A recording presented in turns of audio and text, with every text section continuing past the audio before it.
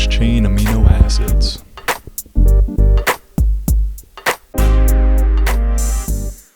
Almost always a go-to for anyone in the gym, especially if you're starting out. Athletes take them, bodybuilders take them. They're almost everywhere in the supplement world. You see them in the gym, you see it in stores. They're huge in the supplement industry, but the literature and clinical trials we've seen so far don't exactly warrant the statement that branched-chain amino acids, the leucine, valine, and isoleucine, help build much muscle mass, especially in the ways that young athletes or inspiring meatheads hope it to be. Since our bodies are in a constant state of muscle protein turnover due to muscle protein breakdown, our bodies need all 20 total amino acids, both the essential and the non-essential amino acids present, in order to synthesize new muscle protein. So after consuming a meal, our bodies, typically speaking, if you have a meal that contains protein, are full of these amino acids. Since our bodies are in a constant state of protein breakdown and synthesis, your body exceeds the rate of muscle protein breakdown as there is an abundance of amino acids to draw upon, meaning that you are in an amino acid surplus state. Every single amino acid is required for new muscle protein synthesis. It can be either derived from elevated blood plasma concentrations resulting from digestion of that meal you consume that contained protein, or from recycling the protein breakdown that our constant bodies are in.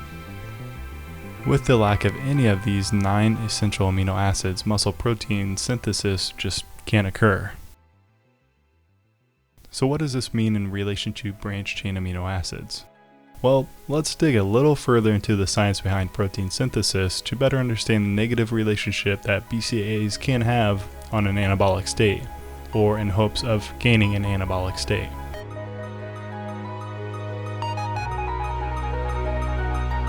Consumption of branched-chain amino acids alone, those 3 we mentioned earlier, leucine, valine, and isoleucine, without the other essential amino acids can only increase the muscle protein synthesis in the post-absorptive state by increasing the efficiency of recycling of essential amino acids from protein breakdown back into protein synthesis. In other words, those 3 amino acids can only help speed up the breakdown and synthesis, but cannot build more muscle protein without the other 6 essential amino acids that those branched-chain amino acids don't have.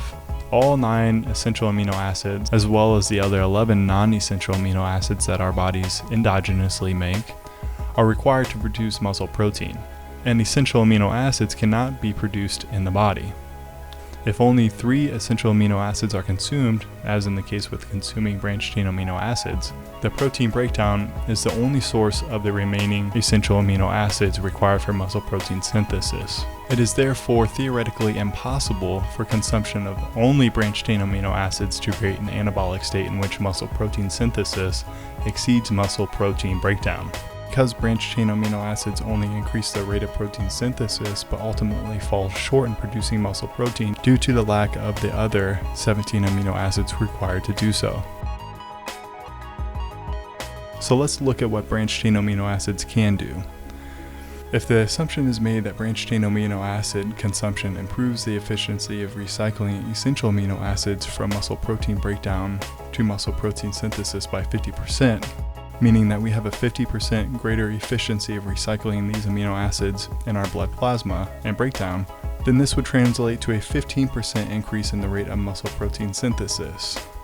To further add to this, a 50% reduction in the release of essential amino acids into plasma from muscle would also reduce the plasma and intracellular pools of free essential amino acids, putting our bodies into an amino acid deficit to excess ratio. So protein synthesis can never exceed protein breakdown in the post-absorptive state, since protein breakdown is the only source of essential amino acids.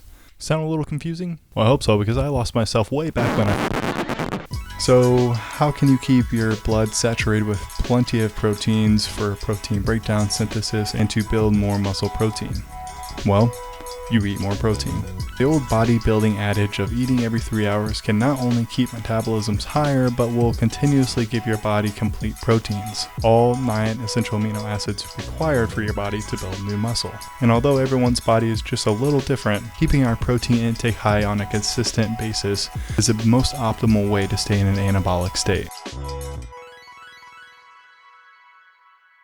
If you like this video, make sure you give this a thumbs up, subscribe so you don't miss any future content over scholarly peer-reviewed fitness and wellness journals, brought to you in a visual, fun, educating way that won't just help you in the gym, but your day-to-day life as well. I will see you guys in the next video.